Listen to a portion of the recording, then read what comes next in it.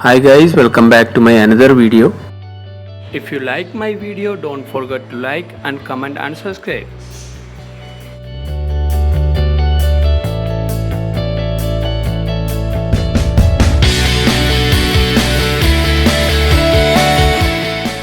Guys, today we are going to speak about the North Sentinel Island of India. I already uploaded one video about the North Sentinel Raiders pictures and the Raiders video in my channel. You can also see that video. North Sentinel Island is one of the Andaman Islands and archipelago in the Bay of Bengal, which also includes South Sentinel Island. Total area of the island is 59 kilometers square and the total population is 39 in 2018. Actual population is highly uncertain, may be high as 400. Along with the Great Andamanese, the Jawaras, the Orms and the Sovereign and the Nicobaris, the Sentinelese are one of the 6 native and often reclusive people of the Andaman Nicobar Island. Unlike the others, the Sentinelese appears to have constantly refused any interaction with the outside world. They are hostile to outsiders and have killed people who approached or landed on the island.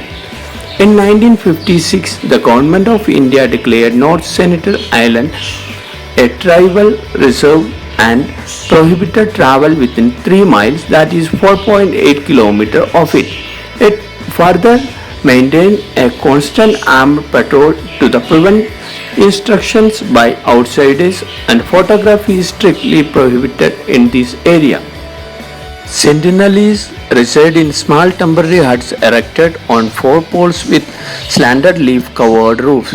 They recognize the value of metal. They like to create tools and weapons and accepted aluminum cookwares left by the National Geographic Society in 1974. About their language, Sentinelese don't have any language. Because of their complete isolation, nearly nothing is known about the Sentinelese language, which is therefore unclassified. It has been recorded that the Jawaras language is mutually unintelligible with the Sentinelese language. The Sentinelese have been widely described as a Stone Age tribe, with some reports claiming they have lived in isolation for over 60,000 years. Like the others, the Sentinelese appears to have constantly refused any interaction with the outside world.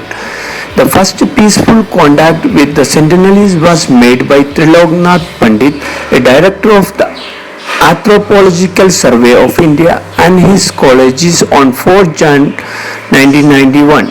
Also, the Indian visit to the island ceased in 1997. Island's first recorded sighting happened in 1971. In 1971, an East Indian Company hydrographic survey vessel, the Delight, observed a multitude of lights upon the shore of North Sentinel Island, which is the island's first recorded mention. The crew did not investigate. Also, the first recorded contacts happened in 1867. During the late summer monsoon of 1867, the Indian merchant vessel foundered on the reef of North Sentinel, and the passengers and crew reached the beach safely. But as they proceeded their breakfast on the 3rd day, they were subjected to sudden assault by a group of naked, short-haired, red-painted islanders with arrows and were probably iron tipped. The first recorded visit to the island by a colonial officer was the Jemrith Omfrey in 1867. He recorded seeing naked islanders catching fish with bows and arrows, and was informed the Great Andamanese that they were Jawas. In 1880, in an effort to establish contact with the Sentinelese, British naval officer Maurice Vidal Portman, who was serving as a colonial administrator to the Andaman Nicobar Island, he proceeded with a group of men to reach the island.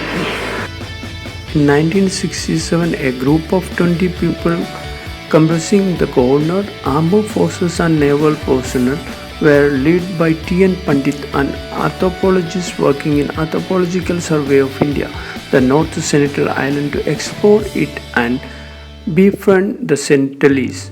This was the first visit to the island by a professional anthropologist.